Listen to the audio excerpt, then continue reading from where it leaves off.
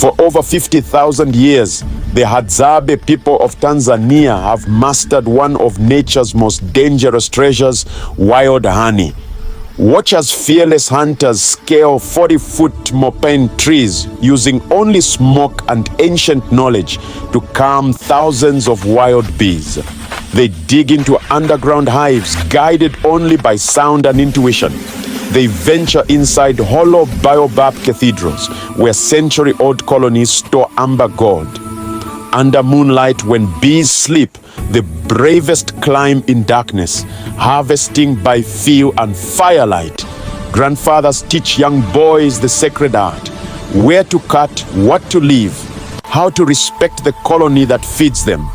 They cross swaying branch bridges high in the canopy, work one-handed on cliff faces, and race against storms to rescue honey before lightning strikes. Every harvest is a conversation, every climb an act of trust. The Hadzabe take only what they need, leaving the queen untouched, ensuring the colony survives. This isn't just food, it's a 50,000-year-old partnership between humans and wild bees. This is liquid courage, liquid tradition, liquid gold.